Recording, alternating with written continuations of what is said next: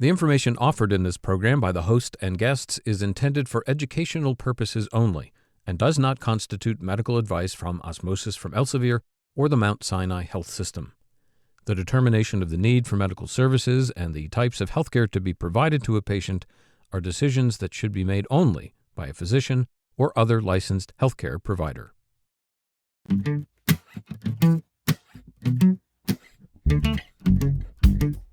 Hi, everyone. I'm Dr. Raven Baxter. I'm your host of this episode of the Raise the Line podcast, and I'm a molecular biologist and director of science communication at the Cohen Center for Recovery from Complex Chronic Illness at the Icahn School of Medicine at Mount Sinai Hospital. And at the center, we work to advance treatment and knowledge of long COVID, tick-borne and vector-borne illnesses, myalgic encephalomyelitis, chronic fatigue syndrome, and connective tissue disorders like hypermobile Ehlers-Danlos syndrome. And this series is a special series on post-acute infection syndromes, which are characterized by persistent symptoms that last for months or even years after the initial infection. And although we are developing our understanding of clinical manifestations of post-acute infection syndromes, as well as their potential treatment pathways, there is still a lot of progress that must be made on this front.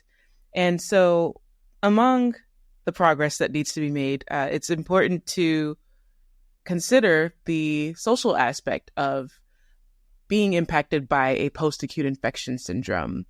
So to help us learn more about this is Dr. Rose Perry, who will be sharing insights with us regarding how to navigate the social context of post-acute infection syndromes. Rose, thank you so much for your time. I'd love to have you introduce yourself to our listeners and share who you are and what you do. Yes. Hi. Thank you so much for having me.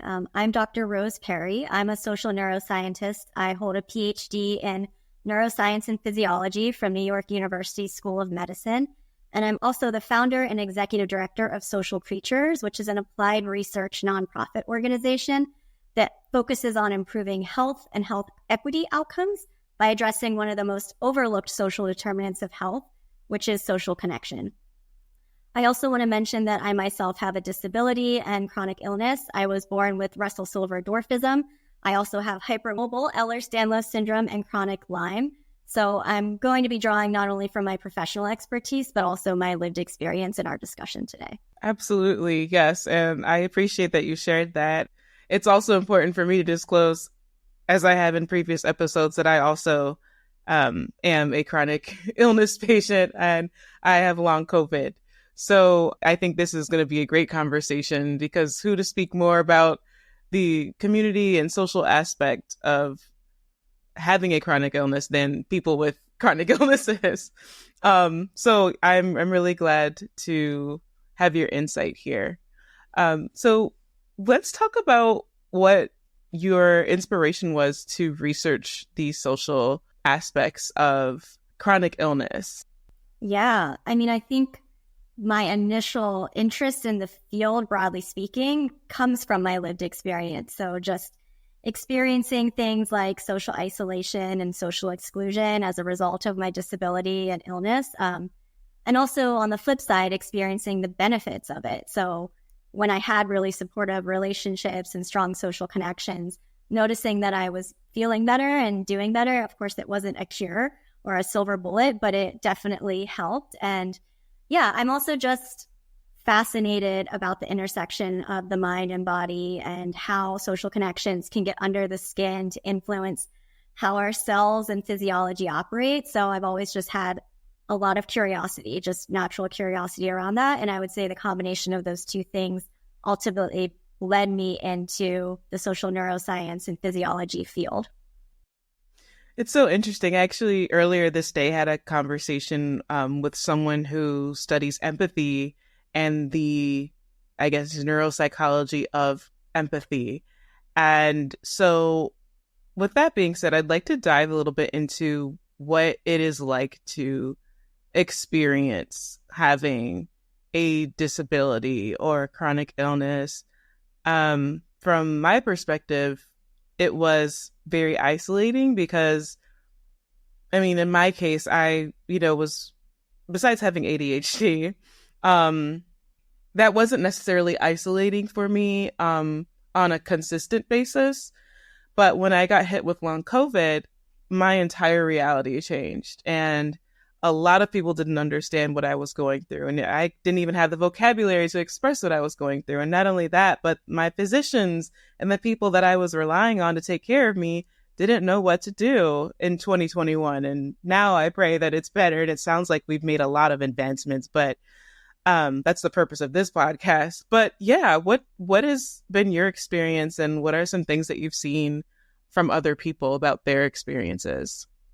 Yeah, great question, and happy to share. So I would say for me, there's been times in my life where I have been objectively isolated, similar to how you're describing with long COVID, just because of my symptoms, times where I've needed to be horizontal in my bed for various reasons and have a hard time leaving my house. And when my symptoms are on that level, that's by far when I'm the most objectively isolated. I do have a husband and a dog, so that helps quite a bit, but it's still not the same. And I know from my research that you need not only intimate relationships, but friends and family and even weak ties. So, talking to a store cashier, just being around strangers when you're walking in the park is beneficial. So yeah, that's definitely been part of my experience. I also want to name that there's been times where I have felt alone, even when there are others around me. And I think you described elements of that as well. People not understanding your experience, not having that shared experience with others, feeling excluded because of that. I think that that's definitely been some of the more painful experiences that I've had when it comes to social aspects of my disability and illnesses, is not always getting invited to things, or the invites kind of slowing down because I haven't been able to always join, or I've had to cancel because of my symptoms. And I think a lot of that stuff is really preventable. So I think it's important that we discuss that here. But yeah, I would say those two things are like the two sides of the coin for me, is being objectively alone, but then you can also be surrounded by people and still feel alone. And talking about both of those things is important. I would love to learn about social creatures, which I find very fascinating. I did poke around on your website, and can you tell us a little bit more about the work that you do at Social Creatures? Yeah, so broadly speaking, we're really trying to put research into action about what we know in terms of how relationships can influence health.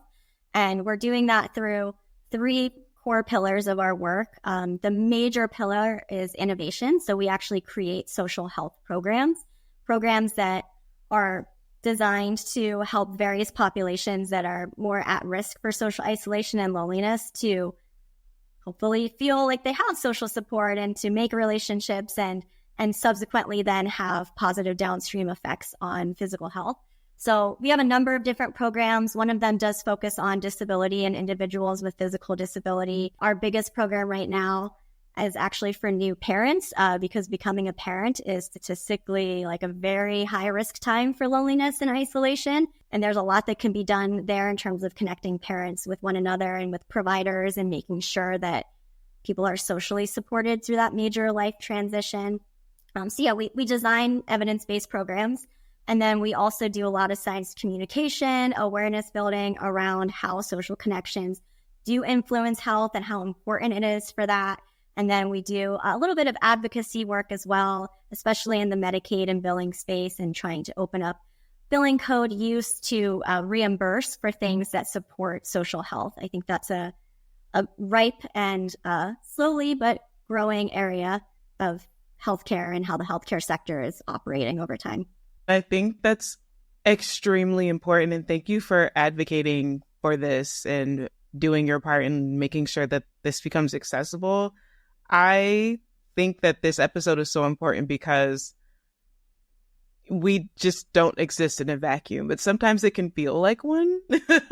And I would say that a large part of my recovery in long COVID was getting out of bad relationships and going into spaces where I was being nurtured by the people around me, and the interactions that I was having was really nourishing for me, on top of time, on top of like listening to my body and all of these other things. So in a society that's largely individualized, I guess what would be a baseline to be like, okay, am I lonely? Or do I need social interaction? Yeah. Does that question make sense? And I get Okay. that question a lot. And I'll do my best to answer it. I think it's useful to understand the definition of loneliness and just how it kind of functions. Everyone has a set point. So you can think of it kind of like a thermostat. So I want to preface my answer here with everyone has different needs, different social needs. We are diverse individuals. There are introverts, there are extroverts. Everybody needs social connections to thrive, but the dosage is going to look different for everybody. So I think it's important to just try to get in tune with how social connections make you feel to figure out what your set point is. And that just takes some awareness building and just kind of paying attention, similar to exercise. Like if I run for 30 minutes, I feel awful. It makes me feel terrible. But if I do 10 minutes, I actually can feel energized and good. And there's similar kind of check-ins that you can do with yourself for social interaction. So yeah, I guess my long answer summed up is get to know your set point. And then once you understand that, just doing some regular check-ins and like, have you left the house when you are able to in the last few days? Like I think work from home and a bunch of stuff is making us increasingly isolated, whether we're living with chronic illness or not. And just kind of having these check-ins on, did I talk to anyone today? For how long? Who was it? Like, did I fill my social cup, or do I not need to because I'm actually recovering from being at a party and I was overstimulated and there was too much and I need a day of solitude, because solitude is also good for us. So anyway, hopefully that helps. It does help. And I think that it's, in terms of post-acute infection syndromes, it's really important for doctors to be aware of where people can find support. So like when I was bedbound and literally could barely leave my bedroom, I found a 24-hour Zoom room where there were other people who were also bedbound. And a lot of the time, we just wouldn't even talk, largely because we couldn't. But the company that we kept was so important. And it also made the interactions that we could have, where we could speak, even more meaningful, because we knew how much energy it takes to even get out a paragraph of words, let alone like 2 sentences. So I would highly recommend that, like, if there are common things that you see in your treatment room, I'm speaking to the audience, if there's common things that you see in your treatment room, common diseases, I think that it would be really great for you to also be aware of the support groups that exist, that your patient could check out and see if they feel like they want to be a part of a support group and be a part of a community of people who may understand what they're going through, even if you don't, as a caregiver. That's such a good point, Raven. And also the example that you shared, I think, highlights that you were in tune with your social needs, which is great. And I think it's also important to note that if loneliness becomes chronic, it can become a little bit harder to do that. There is a lot of research that shows chronic loneliness kind of becomes this vicious cycle. You start to perceive social interactions as threatening. You become more socially withdrawn. So I think it's important for medical providers to also know that and kind of assess for that, of just people's willingness to engage and understanding, is that, no, I like my solitude. I'm naturally introverted. I do still have social connections and they look like this, versus I don't want to. I have no interest. It's not appealing at all. That's a big symptom of chronic loneliness and something that's gone unaddressed for too long. Wow. Can you speak more to chronic loneliness? And also, do you have any information on the impact of chronic loneliness on the body? Yeah. So chronic loneliness, I would say the research, especially when we're talking about loneliness that persists for at least a month, that's when it can start to become chronic. And like every day, loneliness for a month and severe is what I'm talking about. There are effects on the body. It really does make a difference with how your body is functioning. There's some very interesting population health epidemiological research on how loneliness can basically cause mortality, or at least increase the risk of premature mortality is how I should say it. That's because it's been associated with things like increased risk of stroke, increased risk of heart disease.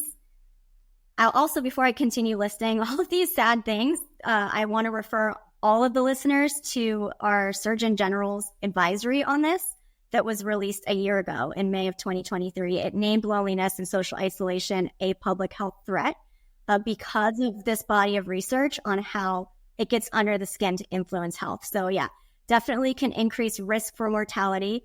On the positive side, it also increases chances of survival. So it can increase your lifespan. So there's always like a good and bad side to this. Let's see, it's been linked to increased hypertension.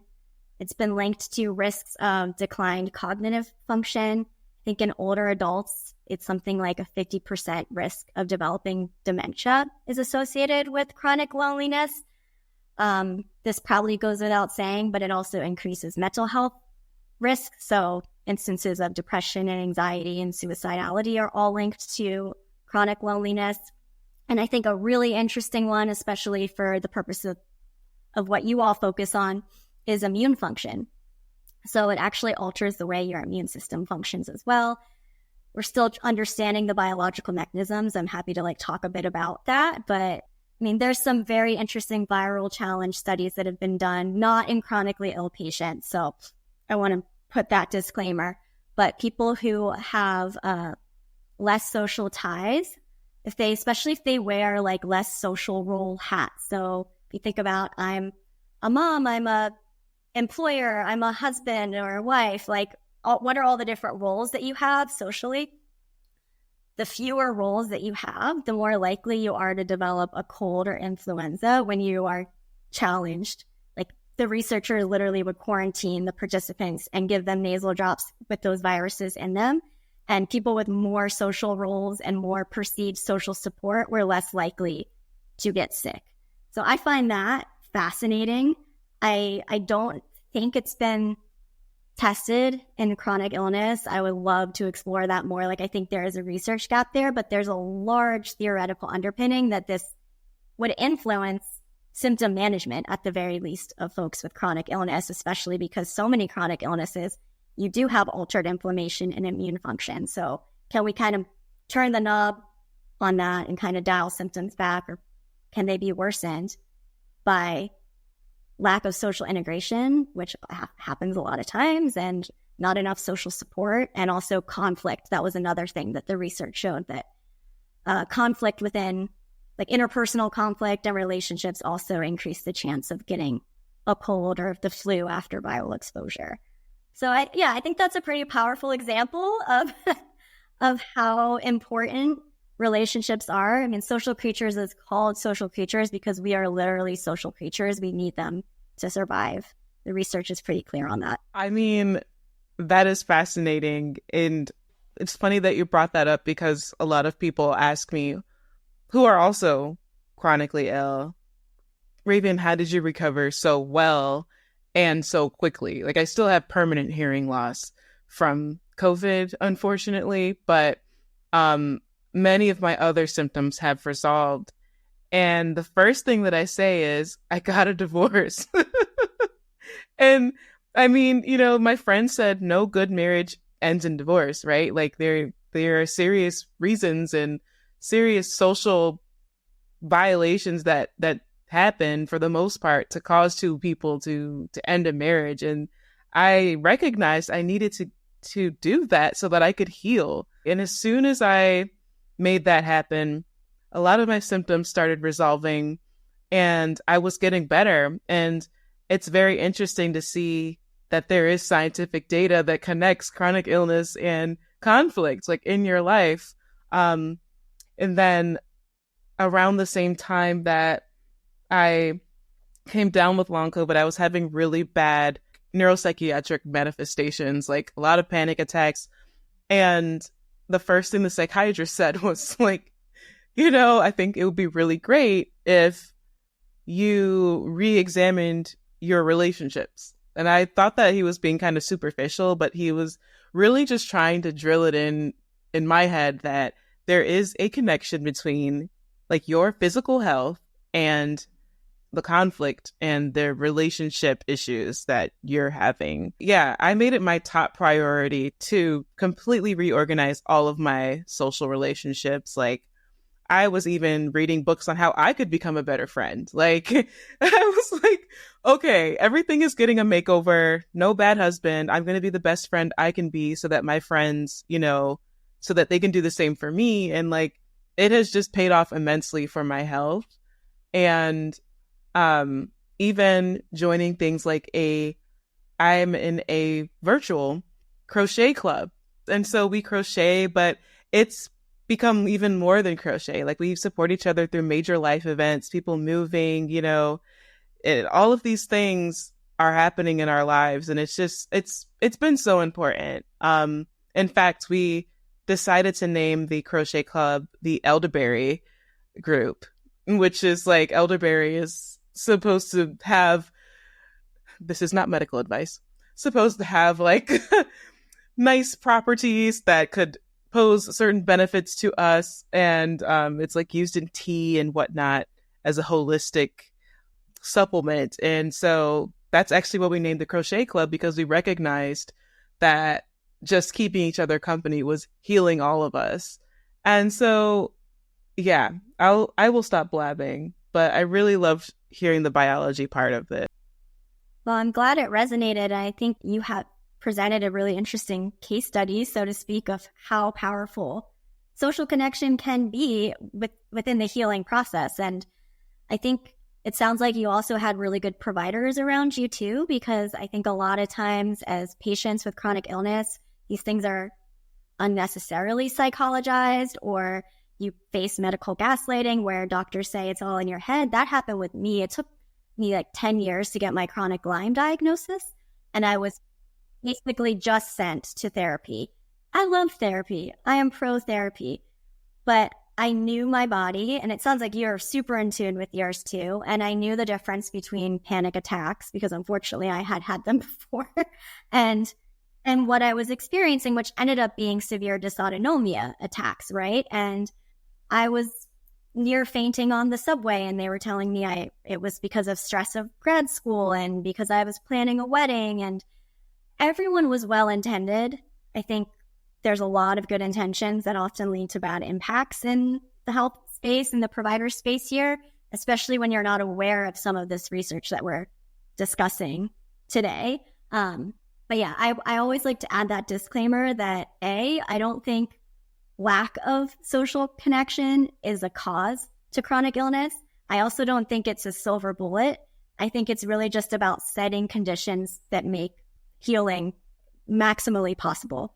And when those conditions aren't good, you can be like throwing gasoline on the fire and having your symptoms go crazy. And in other ways, you can kind of douse the fire a bit and get it smoldering. And there might be periods where your symptoms are totally under control. And I like to think of social connection more as that. So anyway, I just think that's an important disclaimer as we discuss all of this. It's not all in your head. It's literally in your body. The study that I just cited with the viral infection being an example of that, of like you're literally modulating the way your immune system responds to viral activity and it's in the body, is evidence in and of itself that it's not just in your head. But yeah, important to name all of that as often the elephant in the room when we are talking together as chronic illness patients and our experiences with providers. Absolutely. Okay, I would like to know, what are some practical strategies that healthcare providers could potentially leverage to address the psychosocial aspects of chronic illness? Yeah, so I would say the first thing is to believe the patients when they're coming to you and how they're describing their body and their experiences. Just going in with an open mind and just a position of validation of their experiences. I think that's like step 0. But then there's 3 major steps that come after that. I would say if you're a medical provider, you should just always be screening, whether that's formally or informally, your patient's social health. The World Health Organization literally includes social well-being in its definition of health. I think we've come a long way with physical providers referring to mental health providers, and that's, it's not perfect, but in our lifetime, it's gotten so much better, and I would like to see that occur with social health as well. So it starts with understanding how is the social health of your patients. It can be one question that takes 2 minutes, or you can use screeners that are like 3 items. The UCLA loneliness scale is one that's commonly used, and just see if someone is presenting at high risk for loneliness or is actually lonely at that time. From there, there's lots of things a provider can do. I can give one example of what a provider did for me once that was incredibly helpful. And this was related to my disability, Russell Silver, which is pretty rare. I grew up in a rural area. I never knew anyone else that had it. And when I moved to New York City, I saw this doctor who was like one of 3 in the world that specializes in my disabilities. It was the first time I was seeing her. And she heard that I didn't know anyone else who had it. And within like that day, that night, I went to dinner with someone else who had it. And the doctor just sent an email. She's like, I actually just met a patient like you who doesn't know a lot of people, and she's in New York just for this week. She came for this health appointment. I'm going to reach out to her and see if she's willing to be connected. Are you willing to be connected? I said, absolutely. She connected us. Her job was done. We met. That's it. So I think that's like a very simple, powerful example. I also encourage providers to read about or learn about social prescribing. In air quotes, that's what it's called. It's much more common in the United Kingdom, starting to gain a little bit of traction in the States. I hope it continues to gain traction. And basically, social prescribing at its core is assessing if an individual is lonely or in need of social connections, and then having a list of options for them, whether that be support groups, knitting clubs. It doesn't need to be necessarily a support group around your illness, but just like gauging what is a person's interest and how can I get them more integrated in doing things. And I know that this takes a little more forethought, but a lot of doctors just will develop a resource list, or will have a staff member develop a resource list so they can pull it up and then kind of matchmake. Social workers also are really good at this. So for the extra busy doctor, I would say if you can have a social worker in your clinic so you can pass the baton and just say, hey, this patient's definitely lonely, or our red cap data is showing they scored really high on the UCLA loneliness scale. I'm passing the baton to you. Similarly to like referring out to a therapist for mental health care, like a social worker can really help with the social health of an individual. So that's an example of social prescribing in action. And there's a lot in terms of billing codes that's opening up for all of that too. So it can be revenue building for the clinics, which I think is also important to name that. I know doctors are busy, clinics are busy, but it can just help with the overall health of the clinic operations as well. And then I also want to name as a final piece here that follow-up is really important. And the doctors that are the most useful, they remember to have to like kind of close the loop on this, or they will bring it up again and follow up appointments and check in and see like, how is knitting club? Did you ever join? Why not? Things like that, making sure that it's not just like checking a box, having this discussion, but that you're really integrating this into your overall view of what health looks like for your patients. Thank you so much. Those are really important tools that people can use to better the patient experience. So I have a question. This is just from personal experience, and I'm sure that other people have experienced this too. So what do you have to say to doctors who, out of an obligation are doing the loneliness scale questions, and then it comes out that the person is very lonely or scores really high or something on this scale? And then it kind of, in my experience, the tone of the appointment definitely changes after that. And they're like, people kind of go into panic mode or are ready to like throw you into like a facility if you indicate that like you're super lonely. And it just doesn't seem like a lot of doctors know what to do if you tell them like, hey, I'm struggling, or I guess, is there anything that that you'd recommend patients to kind of express to their doctor to make sure that there's not a misunderstanding of like, hey, I don't think I should be locked up in a facility. Like, I'm just feeling really lonely. Like, how can we make those conversations positive for these patients who are really lonely? Yeah. Well, I would say that example kind of showcases that doctor probably isn't fully aware of the social connection literature out there, and kind of went from 0 to 100 with concern, which is good. It's better than not registering a concern at all, arguably. But yeah, I think that it's important to note that loneliness is a universal human experience. Everyone will experience it at some point, and unfortunately, lots of people are chronically lonely.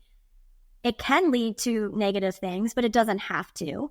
And I think just having that discussion of like patient education, if that's needed, like, hey, first of all, let's normalize this as happening. It's a normal thing that happens. It doesn't mean you need to be facilitated, but it is something we should address as part of your health plan, just as your overall health plan. And let's talk about what that might look like for you and what would work for you. So I think it should evoke curiosity more than fear. And if you go into the conversation with that mindset on both ends, you'll more likely kind of come up with a solution that works for the patient instead of like fear. And maybe there's liability concerns there because maybe that doctor was keenly aware of the link between loneliness and suicide, which is serious, right? But it's also like lots of people are lonely and not suicidal, right? So it's just, you kind of have to calibrate it correctly. But yeah, I think just leading with curiosity is a useful framework for a lot of these discussions in general. I think that's great. And so for the doctors who maybe don't have like a lot of time with the patients in the treatment room, what resources do you know of where they could say, hey, this is where you can find like virtual ways to connect, and this is how you can find stuff near you, like if you want to walk or drive somewhere if you can. Is there anything like that exists that can kind of help the doctor address the issue? Yeah, I mean, there's some really good social prescription guides out there that include resources. I would look at what exists in your geographical area, though. I would highly recommend like finding a staff member, an intern, or someone to just create a resource list that your office has. So, you don't necessarily have to have the conversation every time, because I understand being time poor, but you can at least give a pamphlet out to your patient at the very least. Like, here's some things that we know are in the area that, we've organized it by interest. We've organized it by different illnesses. Like, you should be able to find some stuff. I also will always endorse, if there's any way you can have a social worker on your staff, they should really be the ones, especially if the doctor doesn't have as much time to be having the more longer form discussions around all of these and kind of matchmaking the services with the person. So yeah, I always encourage that. And again, there can be a revenue building stream there. So I know there can be concerns around how am I going to hire this? What's the barrier to entry for cost? But yeah, there's ways you can bill for these things, which makes that barrier to entry of having a social worker much lower. But yeah, I would say summing it up, finding someone to create a resource list for you. It doesn't have to be the doctor, and having that on hand. And then if you can, have a social worker on staff are the two major pieces of advice. That is really fascinating. I'm honestly curious about the billing aspect of this. So what would that look like to have a social worker on staff to supplement the doctor visit? Yeah, so there's case management that occurs as a social worker in general. So what it would look like is a doctor is working with a social worker to matchmake services to address psychosocial needs. So this can also include things like therapy, right? So for the busy doctor that also can't give a therapist recommendation, right, or help you search for one that takes your provider, insurance provider, social workers literally can do that. And then so sometimes clinics will have, this is what we do at Social Creatures, we have social workers administering our programs. So Social Creatures creates these social support group programs or different community-based programs, but we actually really want social workers in the actual clinics and healthcare settings to be the one to implement them, because that's where systems change is going to happen. That's where we're going to start to see the health sector incorporate this rather than like, oh, come to this nonprofit for these services, right? So yeah, you're really passing the baton to the social worker. And then depending on the program, there's group-based psychoeducation codes, billing codes that you can use for reimbursement. There's also group-based psychotherapy codes that can be used for reimbursement. There are increasingly even like diagnostic codes that are related to social contexts and situations that can be linked to those billing codes that insurers are using. Again, it's an evolving space, so this is something that we actively test out with our programs and have had success with. But yeah, there's a lot of existing billing codes out there that social workers can drop for group-based care in general, as long as it's curriculum-based or psychotherapy-based in some way in a group setting. I've learned so much. Thank you so much for sharing all this. Like, I'm really curious to know if there's anything that you're excited about that's in development, or new technologies or new trending ideas at the forefront of your field. Well, I want to name one thing that's related to the billing codes. I'm based in New York State, and in October of last year, New York State Medicaid basically made it possible for community health workers, which are different than licensed social workers, to use billing codes that have to do with patient education. And that we often use those billing codes for these sorts of discussions, whether it's one-on-one with the doctor, so you're getting reimbursement for that busy doctor's time, or in a group-based setting, because the codes exist for one-on-one or also group-based use case. So I think that's huge, because now you don't even need to have a social worker. You can have a community health worker that can come from the communities that you're serving, and they can be administering some of these services, and you can be generating revenue that basically incentivizes spending the time, which is sad that this is the system we're operating within without having universal health care, but we work with what we have here, and I think that that's a huge advancement, and I'm very interested to see how that changes the field. I can say in our work with social creatures, we've run up against barriers with social workers, like not speaking all the languages that we need them to speak to be able to offer our programs in the most inclusive way, whereas community health workers also kind of fit that gap. So it's even better for the social inclusion piece, which is, we already talked about, also really important for health outcomes. Yes, absolutely. Wow, we covered so much. But with that being said, throughout all of the episodes that we filmed, there has been a consistent message of listen to your patients. Don't be afraid to not know things. Be curious about your patients. Be curious and take on the adventure of finding answers. Advocate for better testing. There have been so many important nuggets that have been consistent across the videos. So, Rose, I would love to, for our final episode, hear from you about what you envision our medical students putting into practice after watching our series. When I get a question like this, I always think of the Hippocratic Oath that doctors take, so that medical students will take when they're completing their training. And I know there's a more modernized one now, but there's a line from it that I really like, which I will read right now, that says, "I will remember that I do not treat a fever chart, a cancerous growth, but a sick human being whose illness may affect the person's family and economic stability." And I think that that highlights a lot of what we talked about, and I'm sure other things that you covered in the podcast series, that as a doctor, you're treating a human being. You're treating the whole human. And the fact that you're listening to this podcast tells me that you care about the whole human and you want to learn from their experiences and how to show up for that human and not just to cure or provide symptom management. And when you're treating a whole human, you need to think interdisciplinary, I would say as well. So while you're in training, especially, this is your time to really be as interdisciplinary as possible. You have a little more freedom. I know as a med student, you don't have a lot of freedom, but to learn about a lot of different things. Basically, you're becoming increasingly specialized over time. So now's the time to really learn the landscape to understand how physical health, mental health, social health all interact, and to develop relationships with people working across those fields so that you can take that into your practice and refer your patients on to folks that specialize in areas other than you, but never losing sight of the whole human as you become increasingly specialized. Thank you, Rose. That is amazing advice for our medical students. And I'd like to thank you for your time and all of your very valuable insights into the social aspects of chronic illness. That concludes our 10-part podcast series on post-acute infection syndromes. I want to thank all of our guests for sharing their knowledge and wisdom with us, and thank all of you for listening.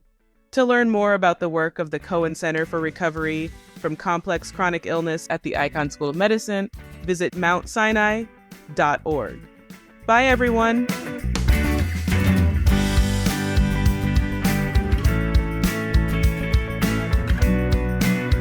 If you like this podcast, please share it on your social channels. You can also subscribe to the series and check out all of our episodes at osmosis.org/raisethelines podcast.